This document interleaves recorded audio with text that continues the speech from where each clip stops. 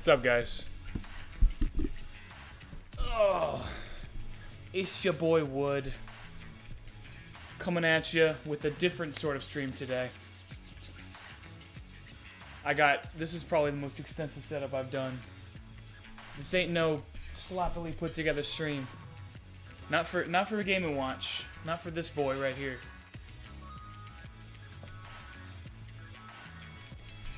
Ooh, we already got viewers. You know what time it is. Ooh, let me change this real quick. And, refresh the cache, and now the chat should come through. How's the lighting? Getting the lighting on these is so difficult because even they're not backlit, obviously. So even getting, you know, a good view on the LCD is not easy. You know? Let me just tweet out real quick. Let me put out all the different...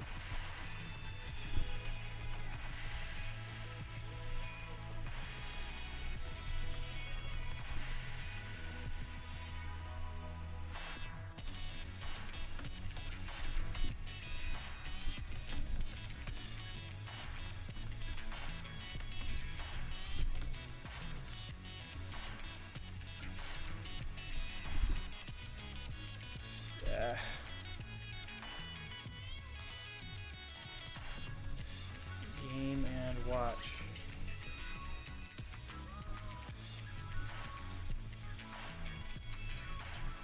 Yeah. Typing this far away is hard.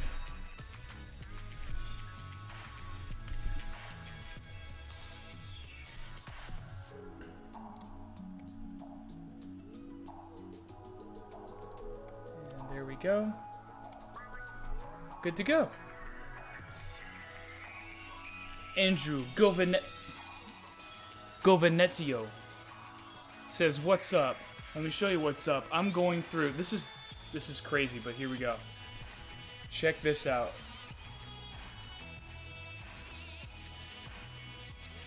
Here is my Game & Watch collection. Oh, I forgot. There's two boxes down there. There's units inside boxes, so there's two where that says widescreen. There's actually two there. And if we go down here, I didn't have enough room. There's actually another tabletop unit. You got, yeah. So it's pretty good. Hell yeah, I just got my last name pronounced like the PA at school. I remember PAs. Govenetio. I even got some tea. This is gonna be a nice chill stream. In fact, let me edit the title to show that.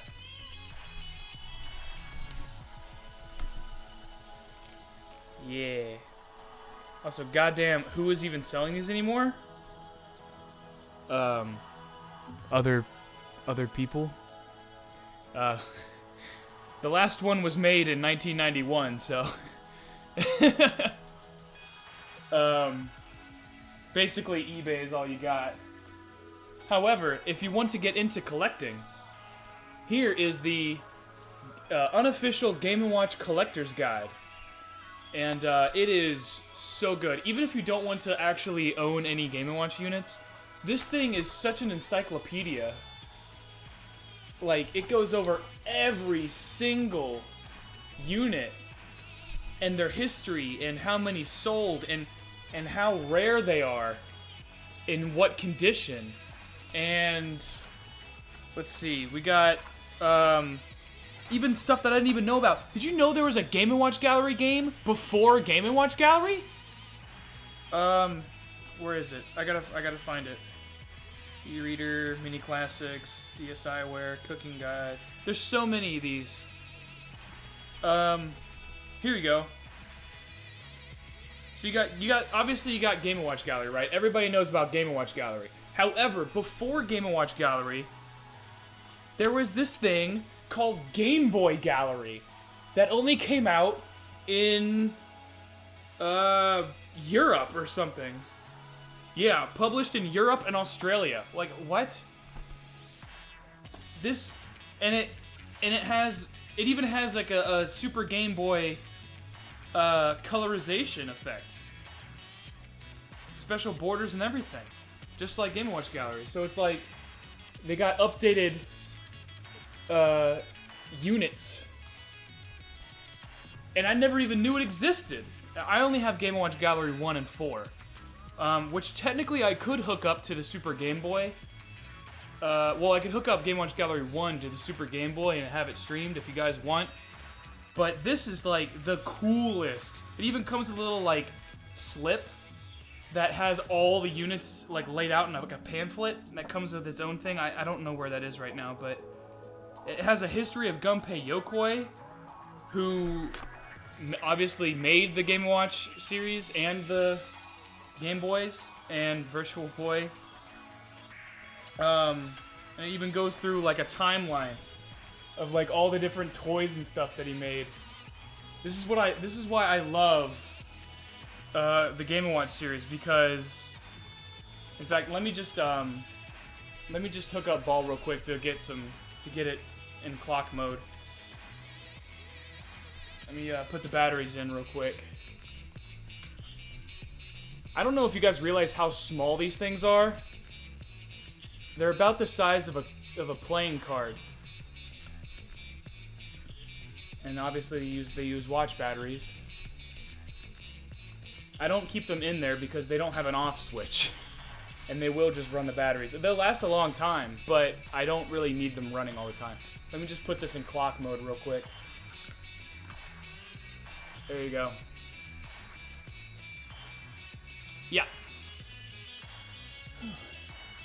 Let me, let me get on the Discord and let everybody know, especially the Game & Watch Discord. I'm sure they want to see. Encoding overloaded. Ooh. Turn down video settings. Come on now. Alright. Let me put this in the Game & Watch Discord because I'm sure they wanna see.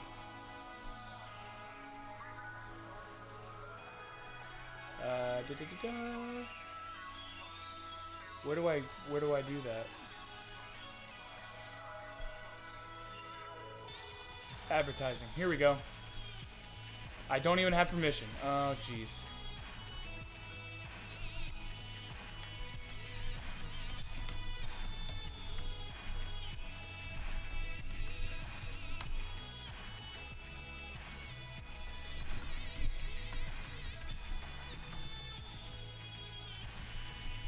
Going through my Game & Watch collection for his 40th anniversary. Yeah, for those who don't know, Game & Watch, the series, there's a Game & Watch Discord? Yes. Wow, the original. That's not the Club Nintendo version. Yes, I don't actually have the Club Nintendo version. But if you're going to have a Game & Watch collection, a serious one like I do, you gotta have the first ever Game & Watch, right? This one I actually got on a pretty good deal. Man, I wish my webcam was a bit less blurry. But you can sort of get the idea. This little guy. Yeah, that's a good angle right there, actually. Yeah, you gotta have the first ever Game & Watch. Game & Watch is like 1,000 times more exposure from Smash than Game & Watch. That's maybe today, but not back in the day. Do these things cost a lot to buy now? Yes. I don't know. What's a lot to you guys? What's a lot? Give me a number.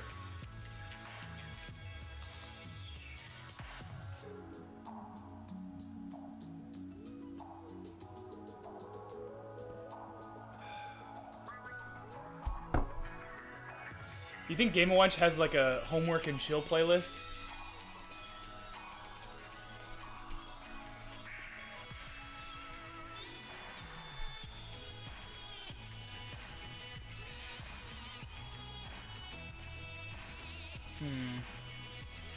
Let's see.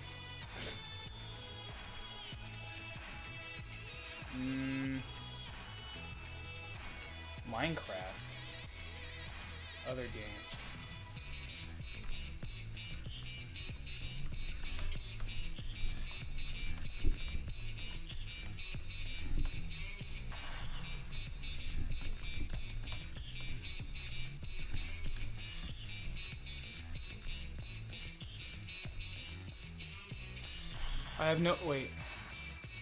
I have no sense of the economy since I have about 57 cents, but I'm gonna guess them to be sold at like 175.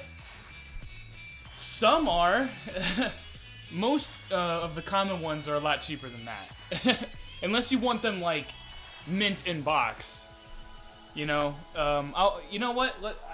What order do you guys want to go in? Because like I've got ball right here. But I've got all of these too, and these are sort of in chronological order. I actually have one more on the way in the mail, but it didn't quite get here in time. Oh, do you guys want to see the custom controller? Check this shit out. Maybe it's too early to show this, but I just commissioned, and she finished it just in time for this stream. Sorry for the motion sickness. Check this shit out. A custom Game & Watch GameCube controller. By Kubbymo Customs. Is this not the coolest shit you've ever seen? Dude. Hang on, I'll show you the Game & Watch it's based on. Hang on. It's based on 2 Game & Watches. One is Lion, which is right here. I love the gold on maroon color scheme of the Game & Watches. So that's the, and a lot of them that use this gold on maroon. Kubbymo, that's with a K. Kubbymo Customs, that's with a K. Based out in Kentucky. So I was like, man, the gold maroon color scheme is like the best looking Game & Watch color scheme in my opinion. Lion used it, I think Chef used it. Octopus used it. A whole lot of Game & Watches used it, and it looks the best in my opinion. So, oh, by the way, this has writing from whoever owned it back in the 80s. Some Japanese kid. But look at the, she even got the decals. Look at, it has the alarm. All right. Let me get Octopus, because that's pretty much what it's based on. Oh, Octopus is in the box right now. My goal initially was to get one of every type of Game & Watch, and I have that now. But now the goal is to get all of the games that Game & Watch's moves are based off of. And I'm missing, well, I have part of Uppy, but I'm missing I'm missing Fire, I'm missing Flagman, which is a very expensive unit. I'm missing Judge, another expensive unit. And I'm missing Chef, which is also pretty expensive. Not as terrible as Flagman, but it's pretty expensive. Octopus is actually in the box. See, I took it out. So as a result, it's actually in really good condition. And it's absolutely one of the most gorgeous Game & Watch units ever. And I was like, if you make it look like this, I'll pay you a pretty penny. And she even got the alarm text down. I don't know how she did that.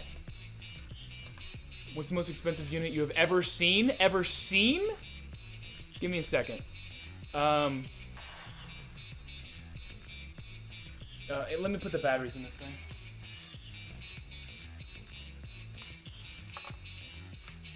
It's important not to leave the batteries. If you're not going to play the Game & Watch and use it as a clock, it's important not to leave the batteries in there. You don't want to get corrosion. I actually had to send back a unit that I got, a parachute unit, because the battery unit was corroded. I always take these apart and clean them and restore them as much as I can. And I'll actually show you guys how to do it in a second because it's really easy. But look how small. This is a widescreen unit, and you can see how small it is. And these aren't even the smallest units. The gold and silver series are smaller, and I'll go through what that means in a second. But it's very thin and very small, about the size. This one's about the size of a Game Boy Micro. As you can see, Octopus is just absolutely gorgeous, and it has the most like vivid LCD screen. Like, look at all of this, like moving on. Like, look at all this stuff going on. In fact, if I can turn down the music real quick.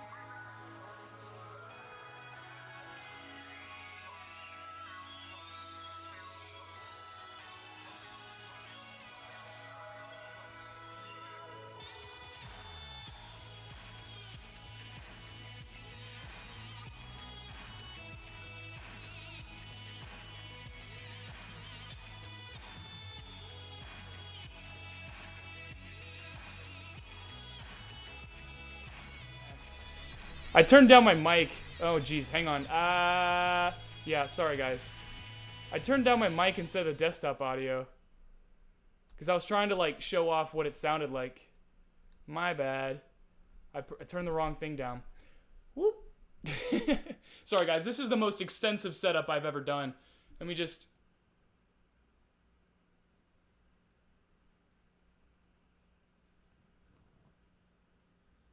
It's pretty serious today, so sorry for the technical difficulties. Sorry. But yeah, to quickly review what I was talking about. Oh god. Let me put the mic over here. I commissioned Kubbymo Customs to do this controller based on Lion. You can see the little smash thing, right, the same as Lion, same font and everything. And Octopus, which you can see the left and right arrows and the 2-button layout, and the little circles. It's because this is just a little metal faceplate that goes over everything.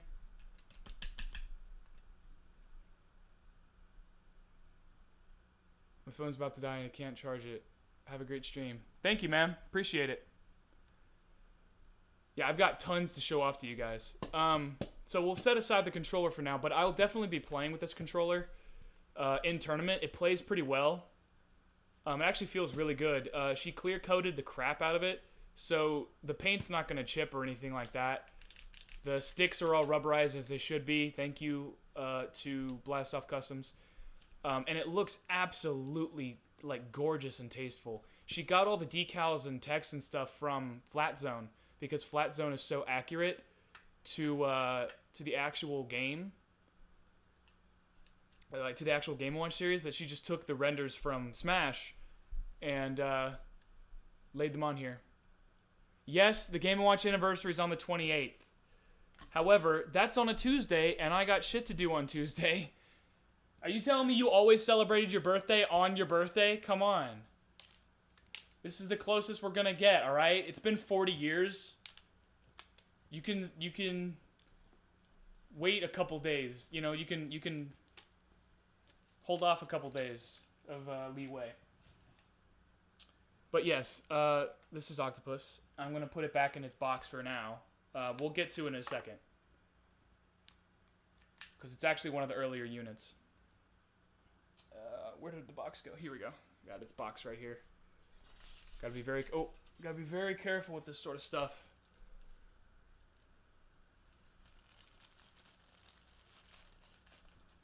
Whew.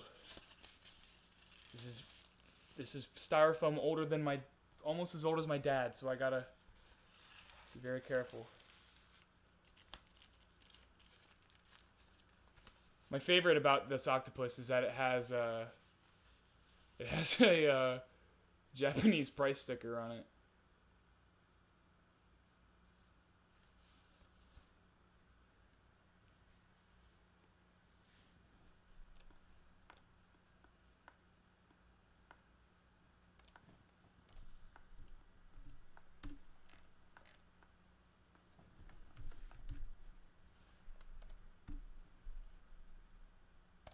Let's do it.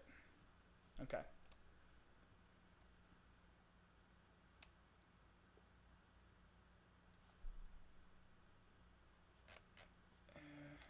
Where's advertising? Still can't post an advertising. Oh well. That's okay. Okay. So, by the way, these stands are available on Etsy. They're very high quality acrylic stands for display, because it's kind of hard to display these things. Not all of them have kickstands. Only a couple series of them have kickstands.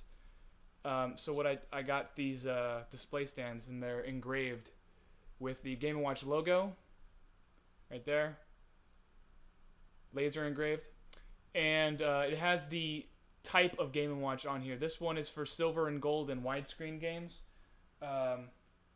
Silver, gold, and widescreen. Oh shit. There we go. So yes, and then for instance, the multi-screens right here. It says multi-screen on it, same as the front here. And what's cool is that you can display them either closed, or you can display them open like this, which is absolutely so useful for showing this off.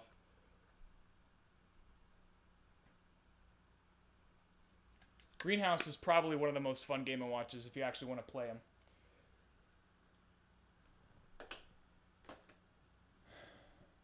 Is there any questions, guys?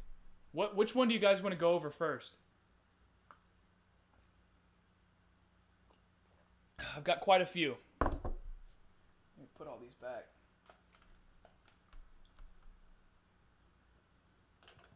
Put that there. And there. And there. Come on.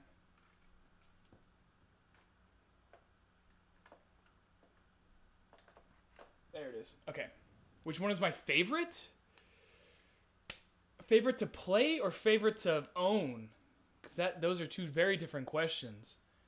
Oh, I wonder. The tabletop. Can y'all even see this?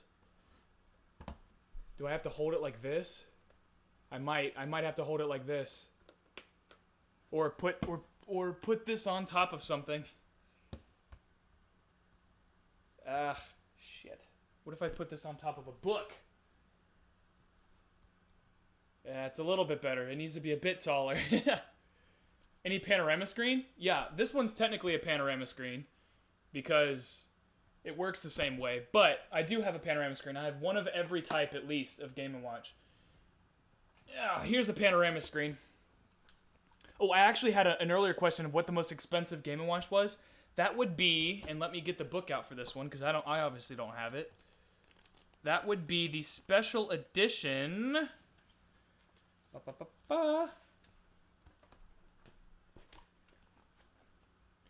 Disc-kun Famicom Disk System Super Mario Brothers Super Mario Brothers Game & Watch. These ones are very rare. They only made 10,000 of them. It was a special dang. You had to take part in the F1 Grand Prix competition hosted in 1987 by Nintendo. The winners would receive their version of the yellow Super Mario Brothers by mail delivery. So this is a very rare Game & Watch, and it's available because it's sought after, but you're gonna pay 4 figures for it. Easy. 4 figures easy. The next expensive ones I see, any side-by-side multi-screens. These are side-by-side multi-screens, right? Mario Brothers is one of the cheapest and most common Game & Watches, but they made 2 other side-by-side widescreen or multi-screens. I think it was Rain Shower and Lifeboat. Both of those are so expensive. Do I have Ball or Vermin? I have both Ball and Vermin, actually. Here's Ball. Rain Shower? Yeah, Rain Shower is really expensive, even though it's a really fun Game & Watch. I've played it on Game & Watch Gallery, Game & Watch Gallery 4, and it's really cool. It's a really neat idea for a game, but it's extremely expensive. I saw a loose one. It was in good condition, but it was a loose one. No box, no nothing. I've actually never seen a side-by-side Game & Watch in a box besides Mario Brothers. It was like $200 for a loose one. It was pretty crazy. Also, these crystal screens, very expensive. They're amazingly awesome. They're so cool because they're clear, as you can see. And they're some of the better, like, more advanced Game & Watches. They're also more durable because they're just straight plastic all around. They're, like, completely sealed. I don't know how to get into these things. And they're usually in good condition, but this one was not cheap. Not cheap at all. And this is one of the more common ones. You can also get Super Mario Brothers and I believe Balloon Fight in these. This is Climber. This is basically Ice Climbers, but they just didn't call it Ice Climbers because there's no ice in it. But this is essentially Ice Climbers as a handheld game, and it's actually, in my opinion, more fun than Ice Climbers because the jumping physics are better. But we'll get into the crystal screens later because they came out later. Here are Ball and Vermin. These are the only silver screens I own. So let me just set this up real quick. I've had to open my Crystal Screen Climber way too many times. Really? Did it keep the butt kicker? Thank you, Rose Throw. Just finally fixed mine. How do you fix a Crystal Screen, man? They must be so... I guess they're just like regular Game & Watches without any overlays. I'll take one of these apart and show you guys what they're made of. They're really, really easy to work on, for the most part. For the most part. Some of them, like the tabletops, they take a little bit. I don't ever want to take apart a panorama ever. Thank God mine works fine. But these ones, they're out and like you could take them apart and put them back together in 10 minutes. And I've done that. Every single Game & Watch I own, almost every single Game & Watch I own, I've taken apart and restored. Mine had fading, missing LCD segments. Oh, see, that sucks. Was that because of a bad connection, or did you have screen bleeding? That's the thing with these LCD games. They're not going to get any cheaper. Because once you have screen bleeding, they're dead. They're spare parts. You beat the hell out of me weeks ago. I woke up and realized we were quarantined. I was out for a while. Oh. All right. Yeah, so let me just set this up for you. We have the Silver Screen series. This came out in 1980. This is the one that we're celebrating the anniversary of, but technically. This is the first ever Game & Watch that ever came out in April 28th. Sorry, we're 3 days off. 1980. In a couple days, this will be 40 years old. They made plenty of these. It's not hard to find an original ball. They're not cheap, but they're not expensive. Then, after the Silver Series, put these back. Gold Series. It's improbable to access the Crystal Screen contacts.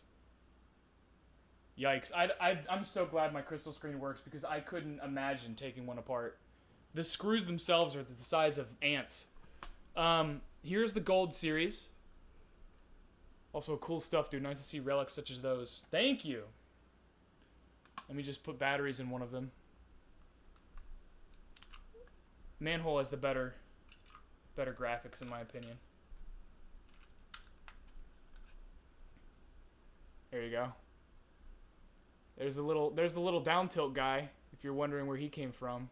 There he is. I know it's kind of hard to see because of the focus, but I think I can actually zoom in. Incineroar was too good. Thank you. Let me just zoom in real quick. Oh, God. You can sort of see that this is the little manhole guy that moves the platforms around. And that's also Game & Watch's down tilt, right there on the top left. You can... it gets too blurry, but... There you go, and there you can see it. That's a good one. Let me just zoom in on that.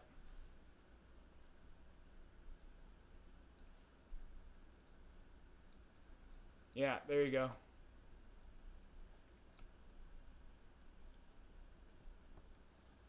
But then I heard that spraying contact cleaner around the screen contacts will still clean them up. Oh, nice. See, I could use that because my panorama screen is a little bit... Some of the LCDs I have to push to light them up. Is there any difference between widescreen and new widescreen? Yes, there is, and I'll get to that in a second. There you go. See, the Gold Series... Oh, Jesus. Don't do that, Alex. In fact, let me just lock that in place. Make sure that doesn't happen. Let me go back to normal here. Besides being gold, obviously.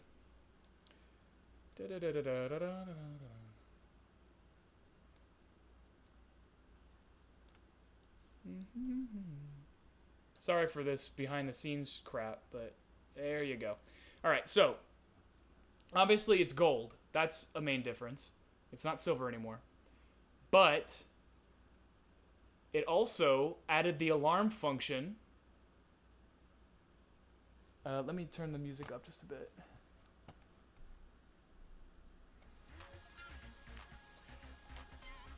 It also added the alarm function, as you can see right there. That's that tiny little button you have to. This is why I brought a pencil.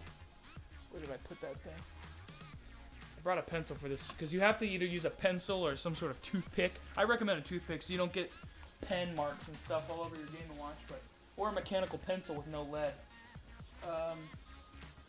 Where is it? Oh, damn it.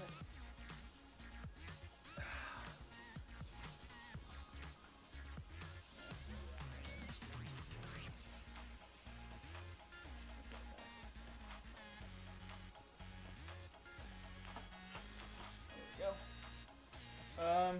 Shit.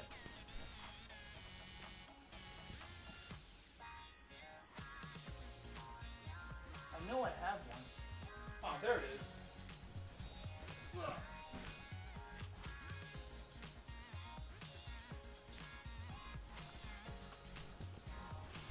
Oh, sorry, these are my box copies. Oh, Jesus. I only have 2 box copies. Unfortunately. Okay. So. If you use this, I'll actually set the alarm. What time is it right now? 8:16.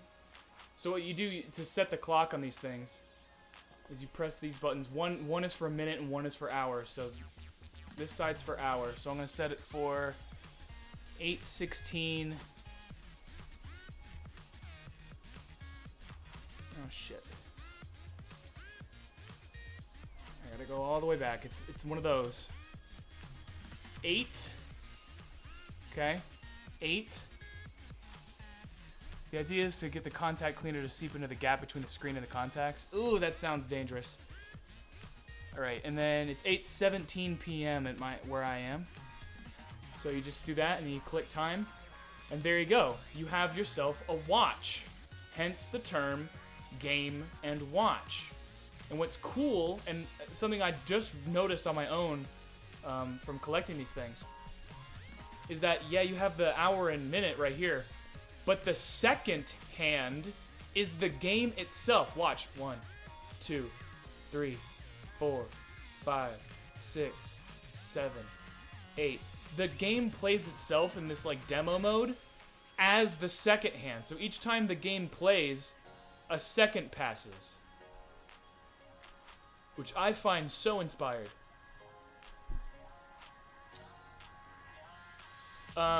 And, I mean, the Silver Series had clocks too, obviously. That's why they were also called Game & Watches. However, the Gold Series added this kickstand in the back. So you can pull it out, and it'll set itself down. Like that. And literally, it's now a clock. Like, you could just set it at the side of your bed or something. Or on your desk or something at work, which I believe is what they had in mind.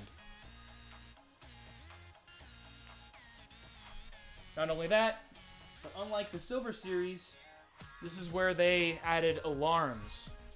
So if you click the alarm button here, I'm going to set this one for 8:20. You click that, and this little thing will light up right here.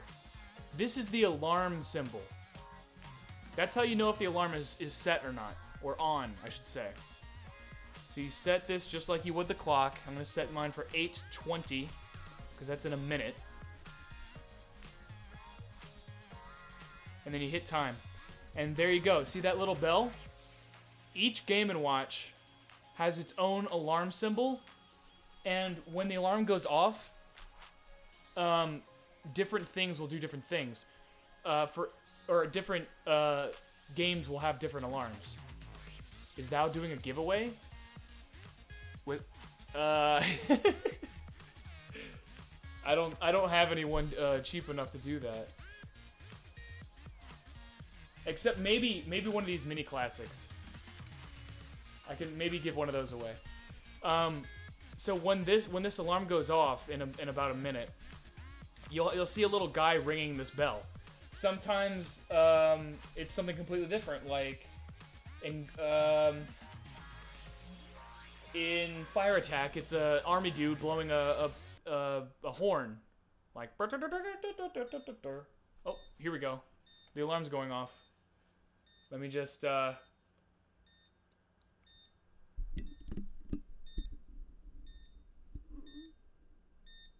can. It's blurry, but you can see that dude ringing the bell.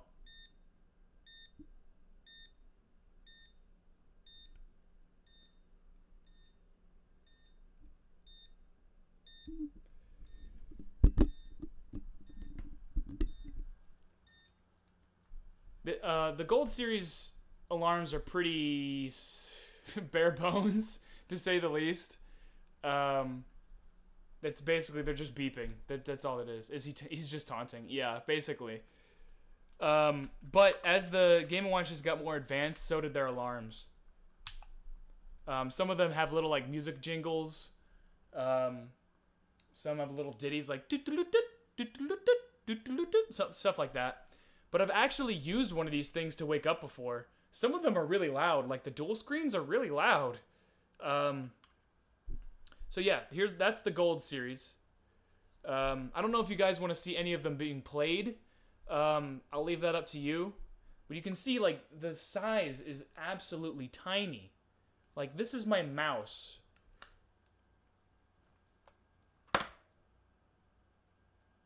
It's extremely small. Let's see if I can maybe. Like here's my phone. This is a Google Pixel. Mario Brothers sucks, kind of loud though. Mario Brothers does not suck. This is it next to my smartphone. It's very, very small. This isn't even a big smartphone. This is a Google Pixel, not a Google Pixel XL.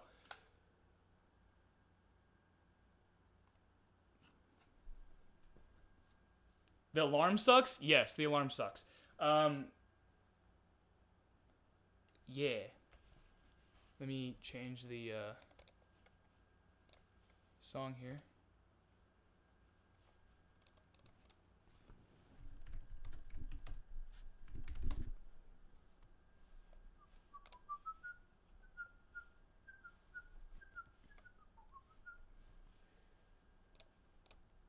Get some chill music going. All right, so there's Gold Series. I don't know if you guys want to see more of that. We can, and on request, I'll play any of these. Widescreens are the size of an iPhone 4? No, they're smaller than that. They are much smaller than iPhone 4s. Let me get in a widescreen to show you guys.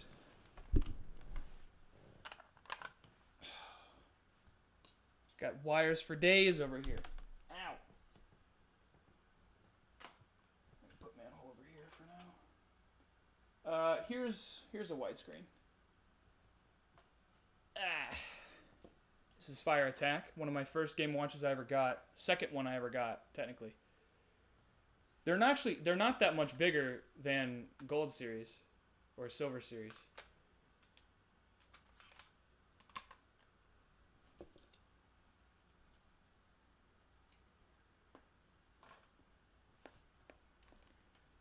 I actually really like these early widescreens. Some of them are gold, like Chef, Fire, like you see down the bottom left. Do you have the Nintendo Club re-release? I don't have the Nintendo Club. What is it? The Nintendo Club re-release, but I have the original ball. And I can play the original ball if you guys want.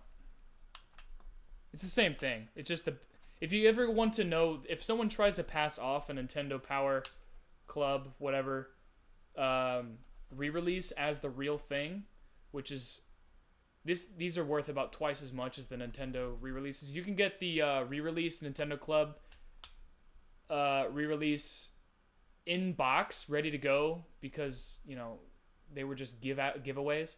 You can get them mint in box for like $50, $100 at the most. I haven't seen anything crest $100. These ones are about twice that. Oh, and actually, Ball is one of the cheaper Silver Series. Ball and Fire, which a lot of people don't realize Fire had a Silver Series first before it was a widescreen. Here you go. I'll play it for you. I'll even mic it up so you guys can hear all of the little bleeps and bloops. All right.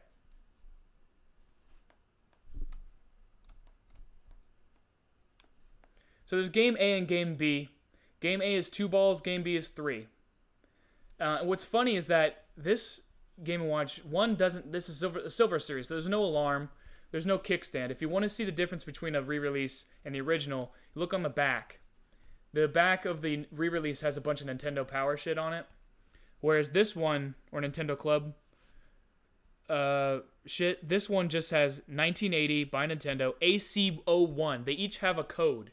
This one is AC01. Lion is LN03, or LN, sorry, what is that? LN08, because it was the 8th one released. Vermin is NT03, because it was the third Game & Watch released, and so on and so forth. Manhole MH for Manhole 06. A newer one, like, say, Tropical Fish. Here we go, TF104. I don't know what the 104 is about. That seems a bit high to me. There's only about 60 Game & Watches. But they're all coded like that. So if someone tries to pull the wool over your eyes, just look at the back. And also it'll have more screws and stuff like that. The Silver Series literally had 2 screws holding it together. Oh shit. I'll show Vermin after this. People wanted me to play Ball here, so let me just...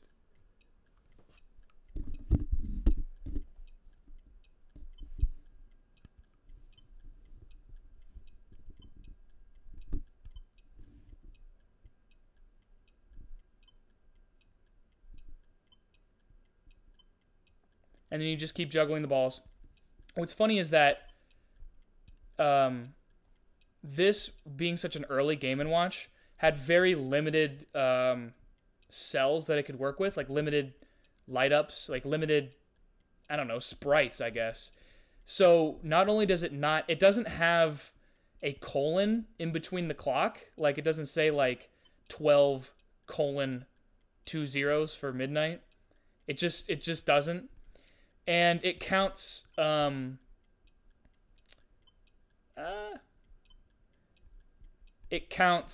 score by tens and not ones, because it doesn't have enough space to make like an 8 on the last digit. That's how few they were, how limited they were. And what's funny about Ball is that normally Game & Watches give you like lives, like normally 3 lives. Ball, you mess up once, it's over. That's all you get. I found Game & Watches to be extremely enjoyable for bathroom breaks. They're basically mobile games before mobile games. But these are so simple. But they get Game & Watches get really intricate later on. Let me just crash real quick, show you guys what it's like. And it says crush right there. You can see crush. I think he's juggling, I don't know, eggs or something. So that's Ball. And I have Vermin. And one guy requested that I play Vermin, so here we go. Let me put the batteries in. Vermin, this one's a bit beat up, but Silver Series besides Ball are pretty hard to come by, unless you want to pay a lot of money. So there we go. And there we are. In fact, I might get away with replacing the screen on this one. Oh shit, I knocked my camera over. How about Judge? I definitely don't have Judge. The last offer I made on a Judge was like $80, and that was way below what they were asking for it. Which one is my favorite to play? The best for the finale. My favorite one to play is either Greenhouse. Mario Brothers is fun. Donkey Kong Hockey. And freaking Super Mario Brothers. Super Mario Brothers. Widescreen. I guess it doesn't matter. If you have to have one version, get the either the Disc Coon Special Edition or the Crystal Screen. Yeah, Judge is really expensive, and it's not a very fun game. Unless you have 2 players. So, I'll just play game A. And you just line them up, and you just down smash everybody. I'm surprised that it took them this long to make this move Barry. But you can see this is where Game & Watch's little down smash dude came from. Which is why I was geeking out so hard when they were saying that he would transform into whatever game it was from. I was like, yes! That's so cool! And the thing about Game & Watch is they never end, right? Instead, they're high score challenges. And the more you play, the faster and more difficult it gets. As you can see, the moles are really showing up right now. And it gets really, really fast and difficult. But if you make it to, like, most of the time it's 200 or 300 points, they'll give you, like, an extra life. Or some Game & Watches, I believe Fire Attack does this. If you make it to, like, 400 points without losing a life, all of your, everything is, like, double or triple points or something like that. So it's all about getting that high score. And if you can get 99999, or 9999, 4 nines, you've maxed out the game, and I think it rolls over. But I haven't made it that far, obviously. The main challenge, and what Game & Watch Gallery makes you do, is get 1,000 points for 5 stars. And it's very difficult. On most of them, anyway.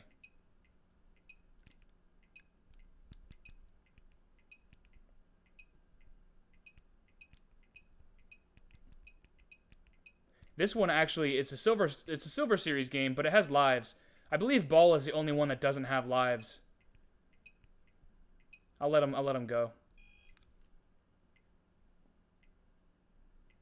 And see, he goes into this little, there's 1 life, and then he goes back. And there's 2.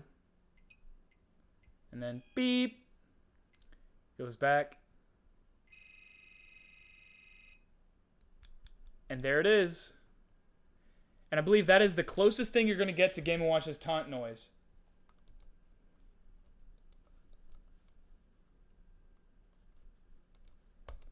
Because let me tell you, I have almost 20 Game & Watches. None of the alarms sound like his taunt.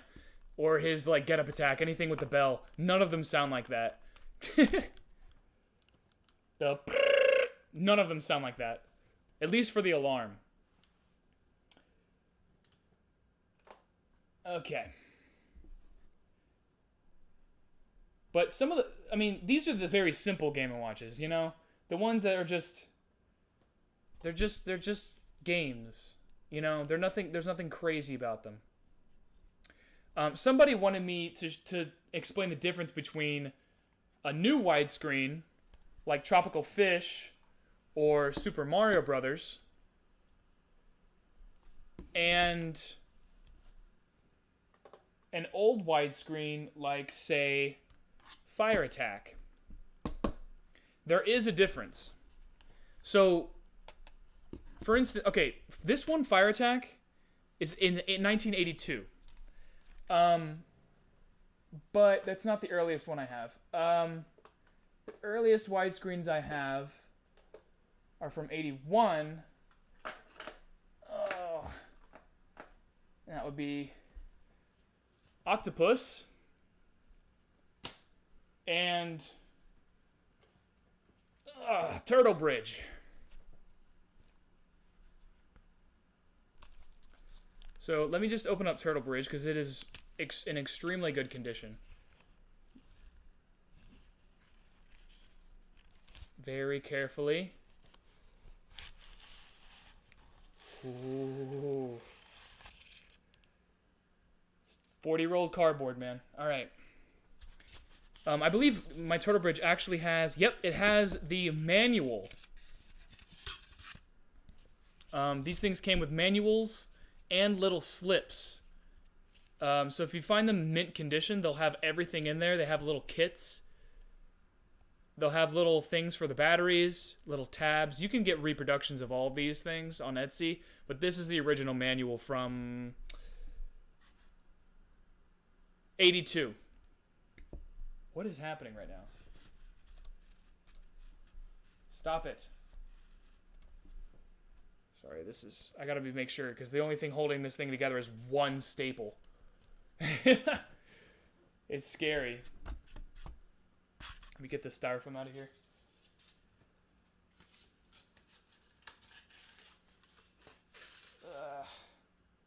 Yep, 1982. It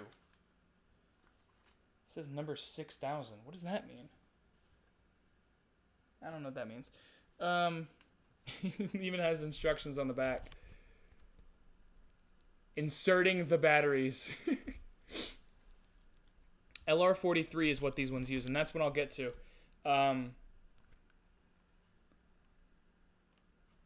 The difference between new widescreens, which they even have little kickstands too, new widescreens and old widescreens, even though they look extremely similar, obviously, right? Well, this one is 1982. This new widescreen was made in 1988. This is a year before the Game Boy came out. And it shows because this is one of the most advanced Game & Watches out there. This model right here. And I'll explain later. So, get the manual in here. It shows you what angle to look at the Game & Watch. Oh, it's a CGL variant? That's from Australia? Yeah, actually, I do remember. I actually did get this guy from an Australian. Which is crazy because this is his original model. You can see right here it says CGL right on the side. No, not except for release date. I'll show you. So these ones use LR43 batteries. These old widescreens, they use LR43 batteries. And what that means are these little batteries right here. These are LR43 batteries. Now, the new widescreens use LR44 batteries. They redid the battery compartment on them. As you can see, LR43, LR44, these ones are chunky boys. So while you have to use the little boys for the old widescreens, on the new widescreens, there's a lot more room. Don't ask me how they did it, but they did. And the LR44s is what you normally use. So like dual screens, yeah, they're the same batteries as dual screens, and panoramas, super colors, the chunkier one. Oh, versus micro versus the chunkier Game & Watches, right? The ones that are a bit bigger. The new widescreens use the bigger batteries. There you go. I have a replacement battery cover. You can get these on eBay for about $3 plus shipping. And that's definitely worth it when you consider the value difference between a Game & Watch with no battery cover and a Game & Watch with one is like $15, $20. So, this is actually probably, if I were to say, get one Game & Watch to actually play, it would be this one. Because this game has levels, it has music, it has different gameplay modes. I don't know how they were able to do that with just this little thing, but it has like underground music, like do do do do do do do do do. Yeah, it has. It's crazy. Like, it has worlds. I haven't beaten this one yet. I've gotten to World 4-4, and it still hasn't I still haven't beaten it. It was too hard. It has, like, remember in World 8-4 where you had to go through the right pipe? It has pipes! I'll show you. I'll play this one because this one is amazing. It's so much fun. I'm geeking out, but give me a second. Okay, let me just turn up the mic. Oop. So y'all can hear this. Get all this junk out of the way. All right.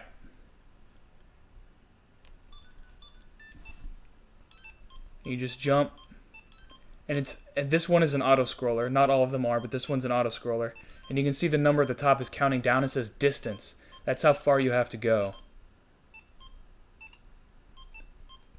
And the closer you are to the finish if you die, the more points you get. For instance, this level was 70 distances long.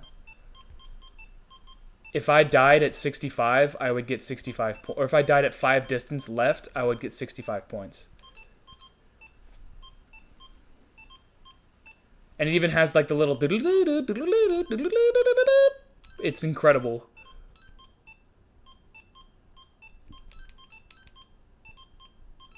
I'm almost there.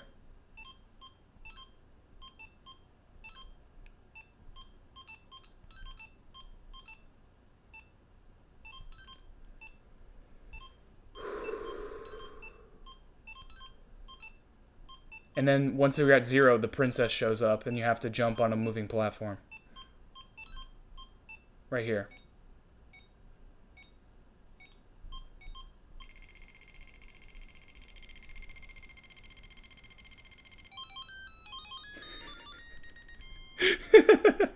On to level 2. Level 1-2. There's literally worlds in this game. This is the same size game as Super Mario Land.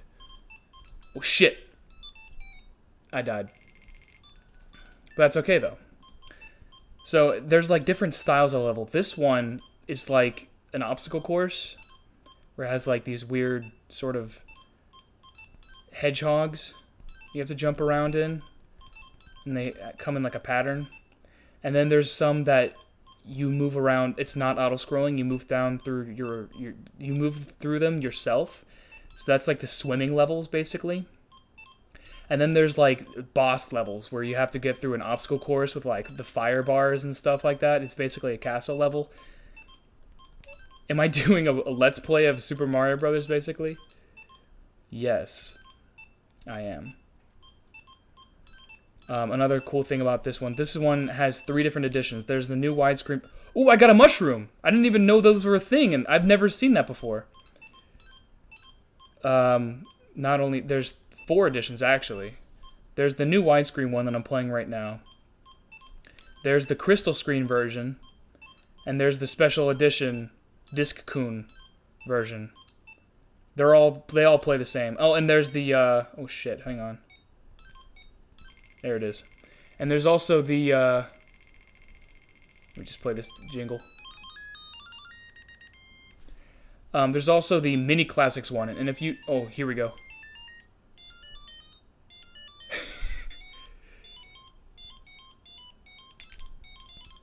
Ooh, we made it through, baby. We made it through. And here, you see I'm going through a pipe. And I'm swimming because I'd no longer have to jump. And I no longer fall. So this is a pure movement with the left buttons. And it's not a D-pad. Even though the D-pad has been invented at this point, they decided not to make it a D-pad for some reason, which is really annoying.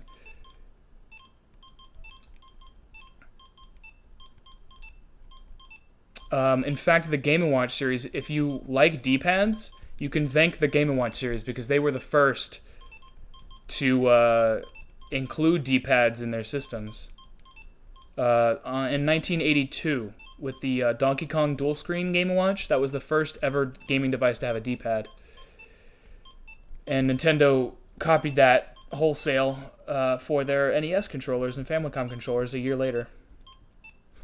Alright, we're almost out of the pipe here in just a second. So there's the pipe. And now gravity works again, so I can jump and all that. And here is the final thing. There it is. There's Princess Peach. There's no Bowser as far as I can tell in this game. There is Bowser, but he's the alarm.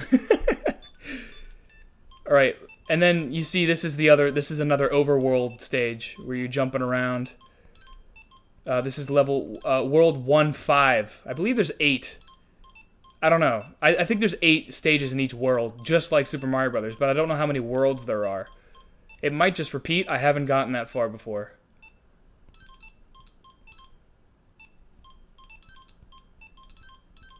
And jump, and you can see the formation's completely different. So this is like way more advanced than anything the Game & Watches have done to this point.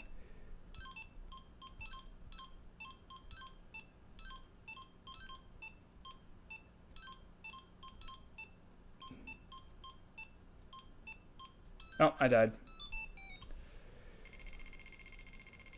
But you guys get the idea. Like, this is a really cool stage, or this is a really cool Game & Watch. And you can get the Mini Classics version cheaper. But the whole point of the new widescreens was to basically re-release a lot of Game & Watches that were in different forms. For instance... Oh, God. Let me put Turtle Bridge away, even though it's really gorgeous. I love the black color scheme, black and white color scheme. I'm going to put it back in its box for now. Unless somebody wants to see me play it. It's nothing too crazy. It's actually one of the more pretty overlays. I think this one has 2 layers of overlays. It has one in the background for the background and one for the water in the foreground. So it has this like 3D effect. It's very interesting. You should show Climber. I will, because crystal screens are amazing. Crystal screens are so fucking cool.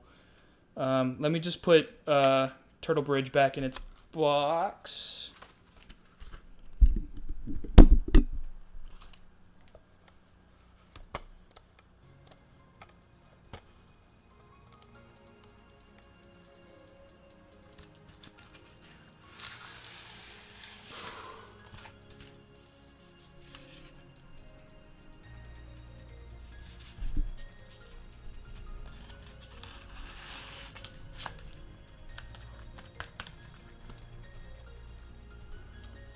There are Russian copies, basically counterfeits of these things, but they're still basically the same. They're interesting historical curiosities.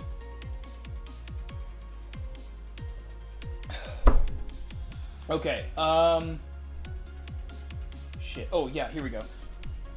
It's all the way down here because it's basically spare parts. Here. Mario Cement Factory.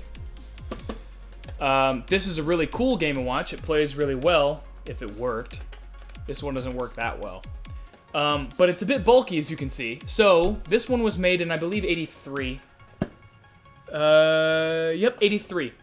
So, they re-released this as a new widescreen. That's about the size of this. Like, a couple years later. And it's way more, it's cheaper. It's more accessible. And the Mini Classics version right here is a re-release of the widescreen version. This is what it looks like. That's something I wanted to see and didn't remember. Oh, yeah, oh, jeez. The thing about these is that I have to... There's the screen right there. These ones are actually in color, and they, like, light up because the light goes through the top here. And this is yellowed because I have a Donkey Kong Jr. unit right here. And it's clearly yellowing, as you can see. So I replaced the top thing from Cement Factory because it doesn't work that well. So I sort of cannibalized it. But yeah, it actually works really well. The Donkey Kong one does anyway. Even though the D-pad buttons are a bit worse for wear, they still work. These ones use fat-ass C batteries. These are serious units, these ones.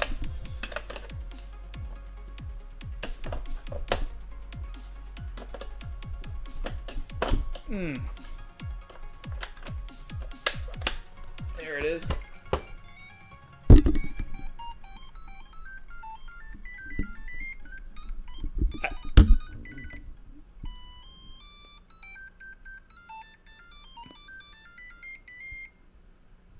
think it's angry.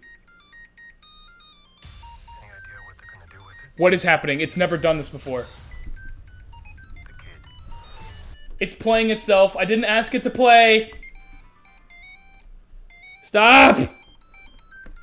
Time! Ah!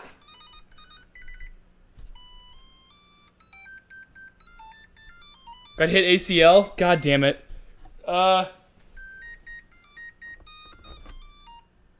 Okay. Is the sound test... There's a sound test mode? Wow. It's interesting having so many knowledgeable people in the chat.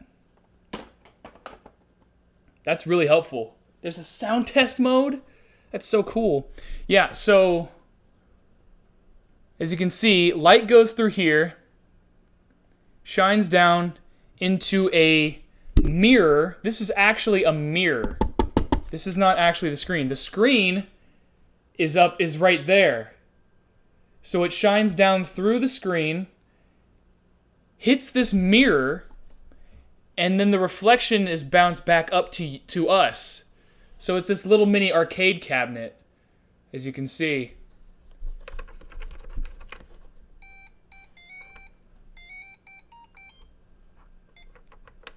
It doesn't work that well, though. There are some cells missing, so it's...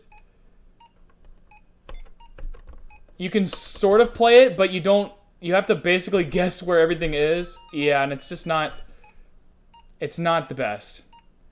So this one doesn't work that well. But... It's still a really cool game if you can get a one that's working. There's Luigi down there on the left. And the right, I think. I actually don't know. I don't think... This is Mario Cement Factory. Oh, it's going to spill on the left there. Yeah, give it a second. Give it a second. It's going to spill. Wait for it. Here it comes. Oh, no. He's dead. He's dead. Yeah, so you get the idea. Fortunately, even though this one doesn't work that well, it's still really good. Look at that. It's so cool. So cool. Even though this one doesn't work that well, the Donkey Kong Jr. unit that I just got recently does work well. All the sprites light up, and it's playable. And it's actually a really cool game. Really cool rendition of the Donkey Kong Jr. arcade game. Not exactly the same, but it's similar. Gets the idea across.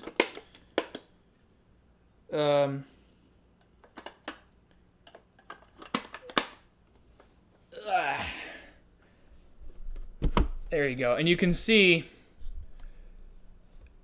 all the sprites on this one light way up. It's not... I guess in a weird way it's backlit, right? Because the light is coming through here. As you can see, when I cover the top, there's no light coming through. So it's sort of backlit, but it's backlit by light, not by its own little battery power light. There it is. And you see this one's in much better condition. It's got a 4-way joystick. Unlike Mario Cement Factory, which is just left and right. So let me just. So do y'all want to see me play this one? Because it's pretty cool. It's a really interesting idea. If so, I'll put it up on this book. I gotta find a way to get like that. Because I can see it just fine, but y'all can't, so just give me a second.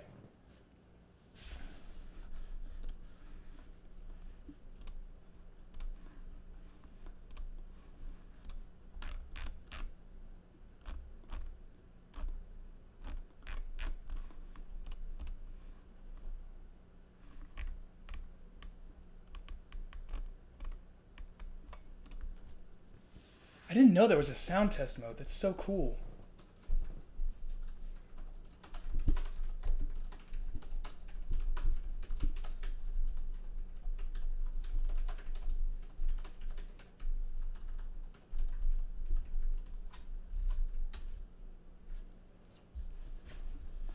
Play it? Okay.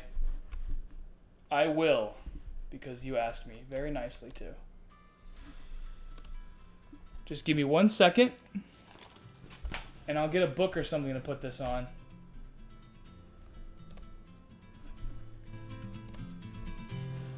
One sec.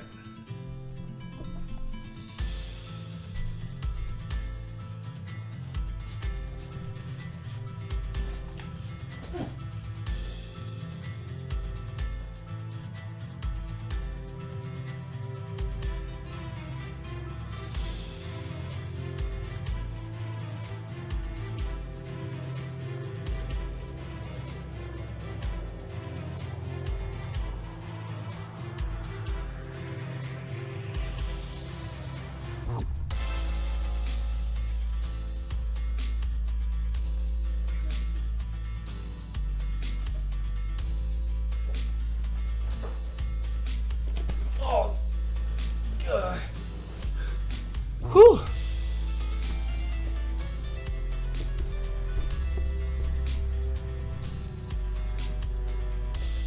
There it is.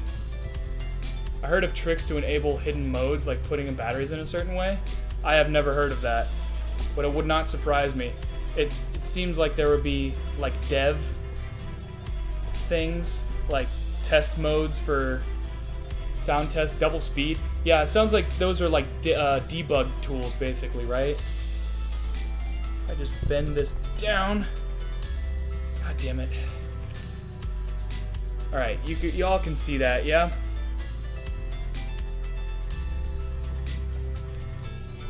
That's pretty good. Set the mic to the left. Whew.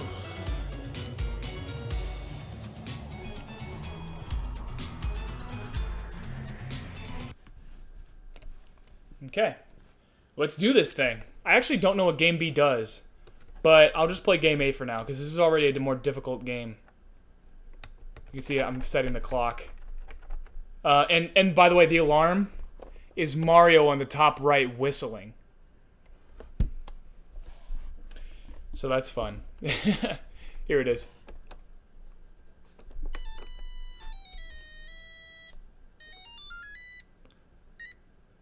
By the way, Coleco made a version of this. So if you find a Coleco tabletop arcade thing, it's exactly the same as this. Invincibility modes? Oh, that would be so cool. So, see this key flashing on the top left? I have to get the key and bring it over to these four chains over here that are chaining up Donkey Kong on his head there. So you just jump and grab the key.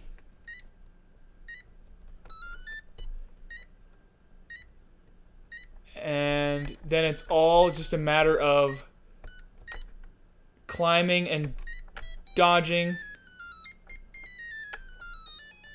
Oh, I got hit by that. See, it's kind of hard with this frame-by-frame movement. It's not shit. It's not perfect. There you go. So you just sort of climb your way through as these birds go back and forth. Oh, God. All right, and then there's this umbrella here on the an umbrella and a balloon. The umbrella goes down and the balloon goes up. So what you do is you hitch a ride on the umbrella as it goes down, and then you hitch a ride on the balloon as it goes up, and then Donkey Kong is waving the key, so you have to sort of like thread the needle between all of them. Like that.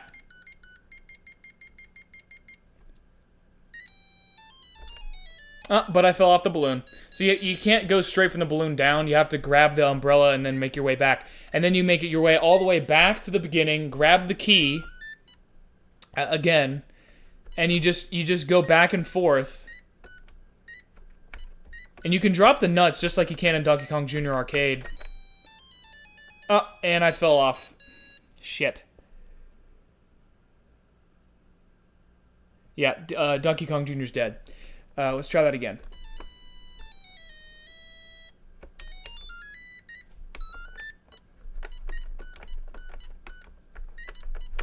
Let's make a quick one for it. See, and if you miss the keyhole, you have to go all the way back and get another key. You don't just get to keep trying. You have to go back and get another key and make your way all the way through the obstacle course again. I think he's going left. Down. Shit! Oh, that was close. And then you go... It's better to get on the umbrella up high because you have more time to react. Boom! There's one chain down. And then hit your right on the umbrella. Oh, fuck! Oh, fuck! Oh, that was close. Oh my god, this is a difficult game. Boom! Oh, we are wrecking it! Let's go! Oh, and I dropped the key.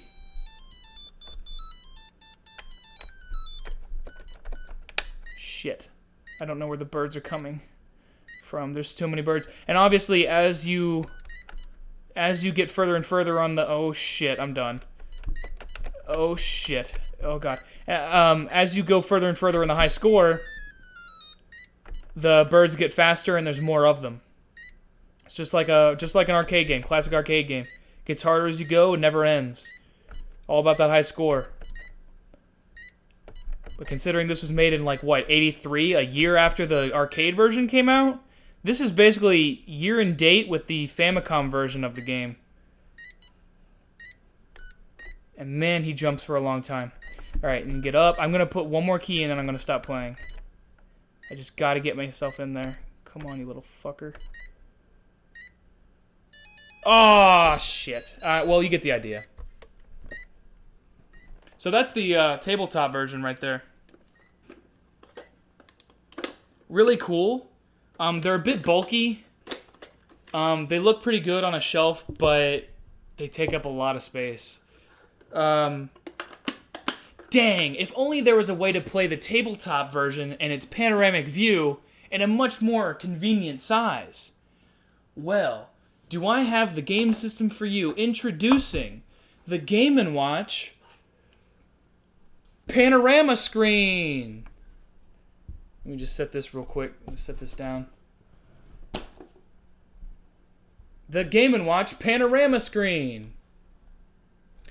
This has all of the bells and whistles of the tabletop over here, but it just folds out like this and folds back into something around the size of a 3DS.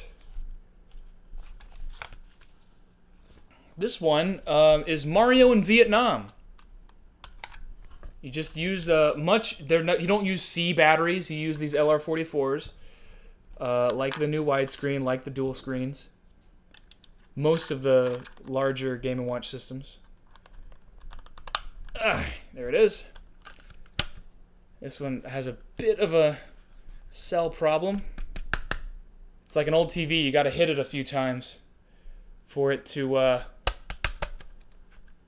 Hang on.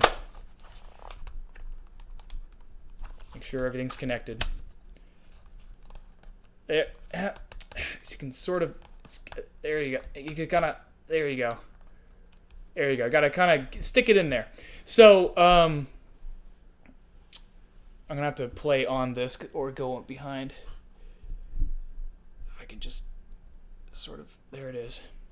So this has all of the same cool technology of the tabletop, but it's much more convenient in size. And it has all the same technology too. The music is cool. The graphics are absolutely gorgeous. Absolutely gorgeous. They light up so beautifully. And this was made in 1983. Same year. This one has a monkey ringing a bell. I don't know why, but this is Mario in Vietnam.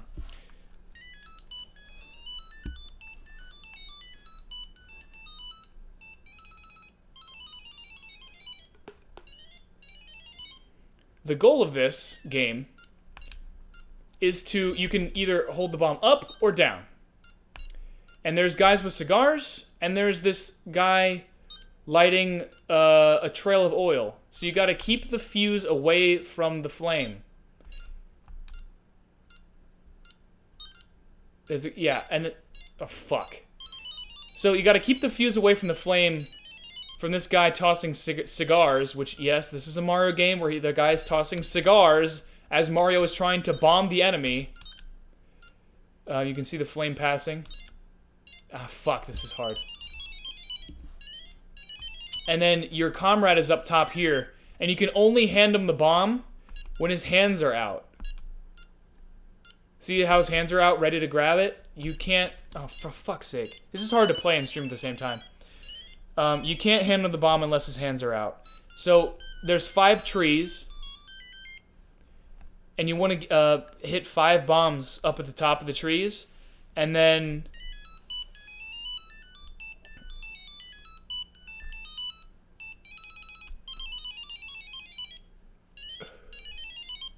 once the all 5 bombs are up on the trees, then they all blow up and you get a ton of points.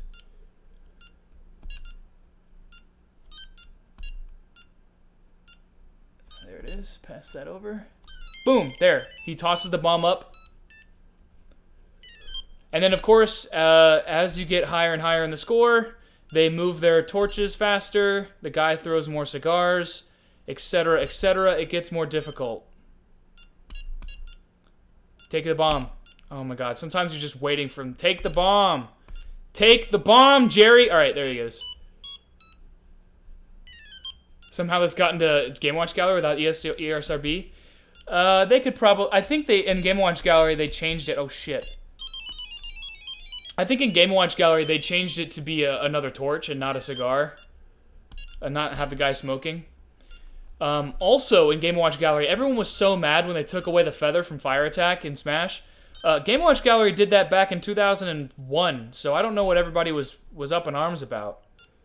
Take the bomb, Jerry! Oh my god. Of course, now he brings it out. God damn it. Jerry, you suck! Jerry! God damn it.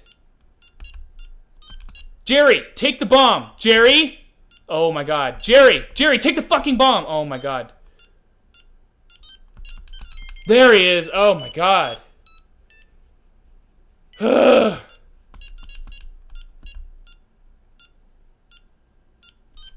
Jerry, Jerry, Jerry, Jerry, take the fucking bomb! Oh my god.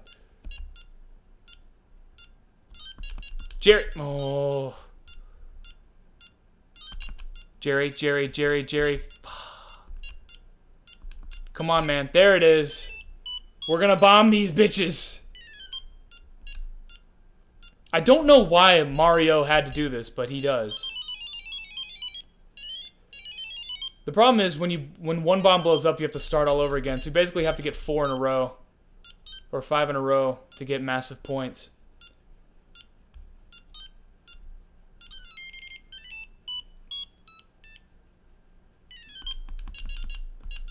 But that's this game.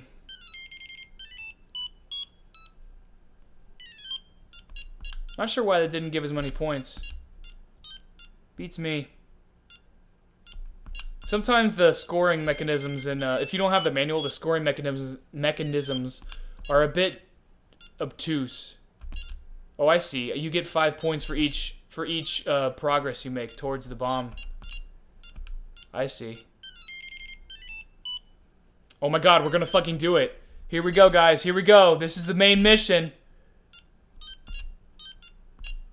Oh, fuck. This is gonna be difficult. Jerry, take the fucking bomb. Let's go! We bomb them!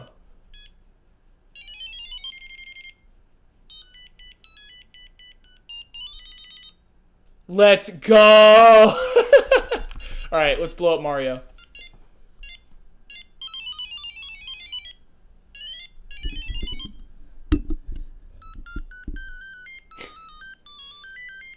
And there you go. That's Mario's Bombs Away. The alarm is super cool. In fact, I think I want to set it real quick. I'll just set it for 1 minute past.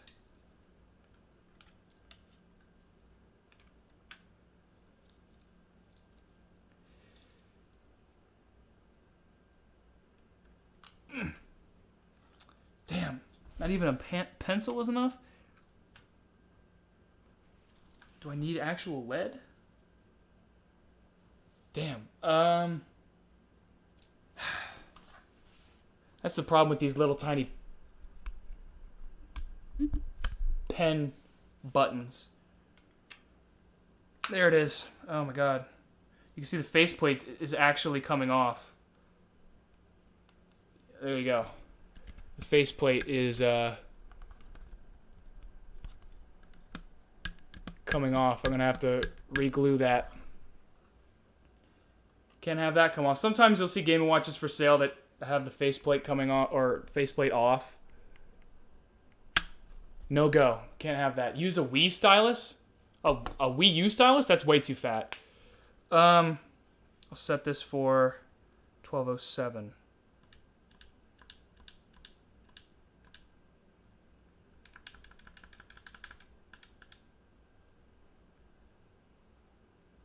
Okay, so this alarm is going to go off in a minute.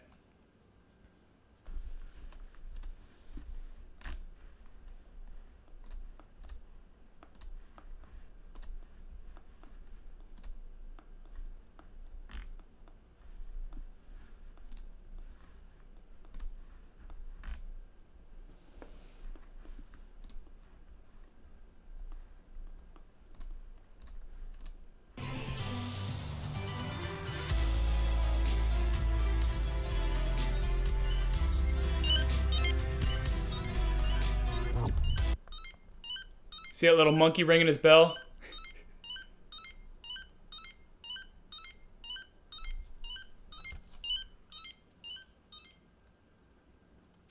These things are useful, man. They are games and they are watches. It's true, what they say. Another replacement battery cover. Sometimes you gotta do what you gotta do to get a deal on these things. If you want a Panorama Mint, it's hundreds of dollars. Apparently they didn't sell that well, I guess. Get on there, you little bitch. Okay, here we have the Super Color. Here's Game & Watch's up air. For better or worse, for lack of a better term. This is Spitball Sparky. Uses the same LR44 batteries. Stick them right in the back. They only made 2 of these. Spitball Sparky and Crab Grab. It's upside down. This is basically Breakout. Or Arkanoid. Take your pick. Except you got this cute little dude. Spitball Sparky. So, when you play this game, unlike Arkanoid, you don't actually when it lands on you, it balances on your snoot. And if you let it sit there for too long, then it'll fall off. So instead, if you want it to shoot straight up, you let it bounce on your snoot. Balance on your snoot, and then you puff it. But if you want to intercept it, you can puff before it hits you. And that way, you know those point in times when there's always one in a corner that you're just waiting to hit? That never happens with this game. Because you can choose whether or not it goes straight up, or basically, you're not reliant on it bouncing back and forth to hit them. You can puff them. As soon as it hits the purple is where your puff will actually... your puff will actually start affecting them. So you can make it change direction as early as that. So you just gotta wait for it to pop over here. And... come on, get up there. Boom! And then you get extra points. Bonus points. On the top, you can see. They use the top of the screen as a scoreboard.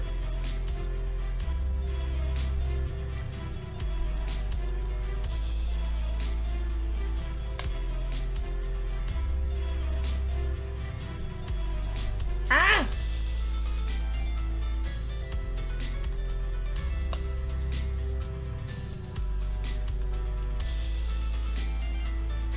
But yeah, that's where Game & Watch's little up air comes from.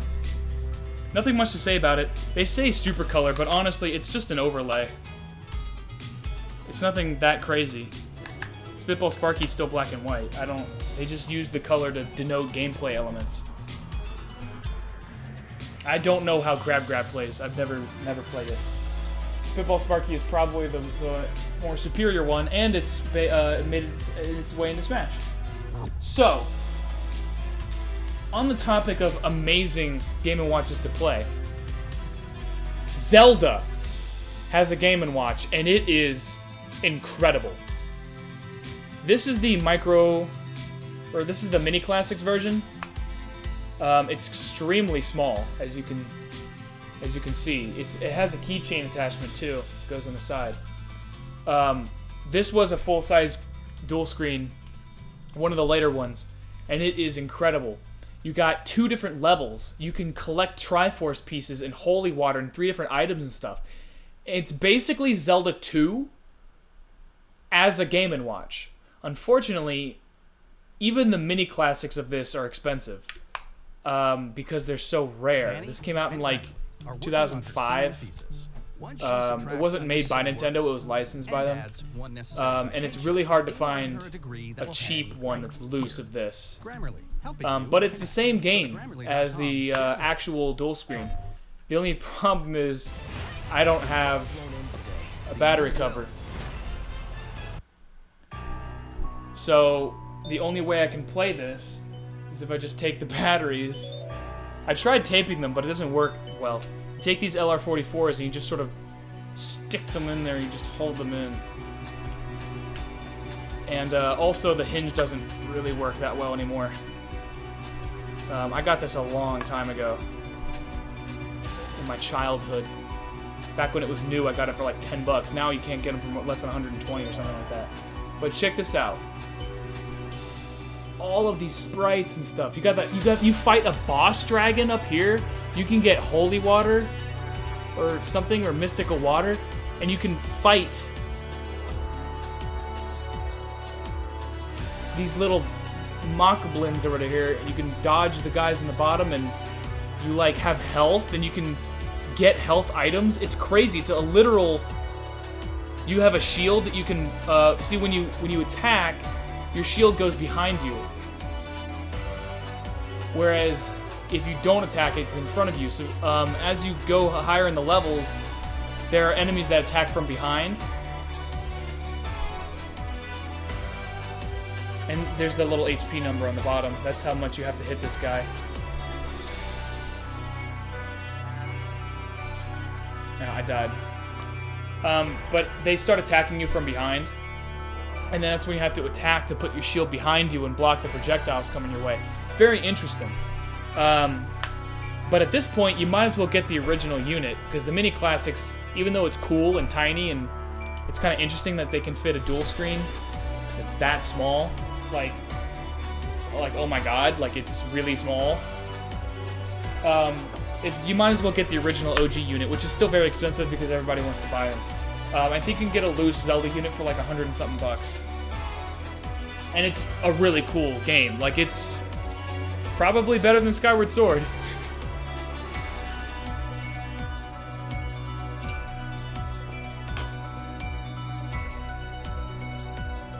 Ugh. Whew.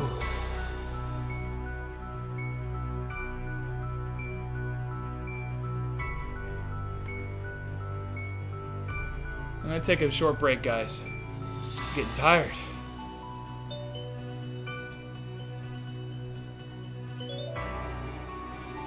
Is there anything you guys want to see of this collection?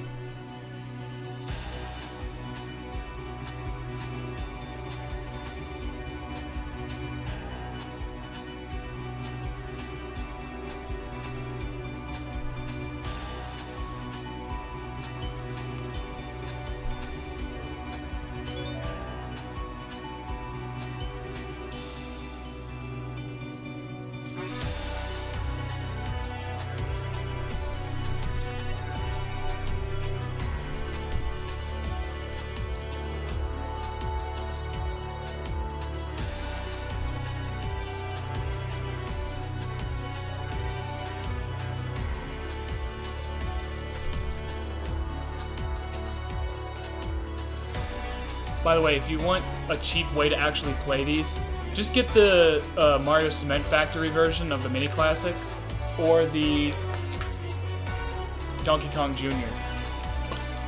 They have clocks, they have... I don't think they have alarms, though. I think, actually, wait. The alarm button's on the back. I'm pretty sure.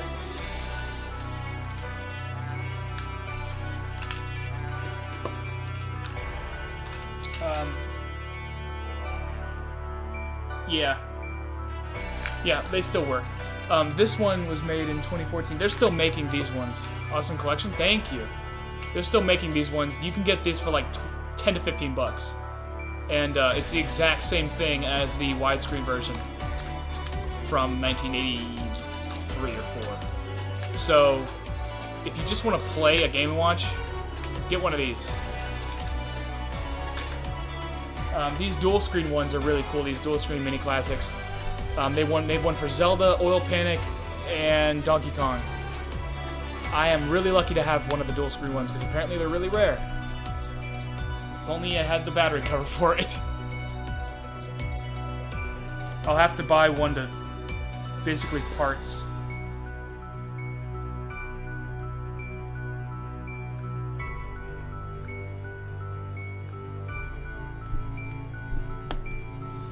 I'm going to end the stream here and get on Twitch and stream. So if you want to keep seeing this, just check out Pushblock Gaming on Twitch.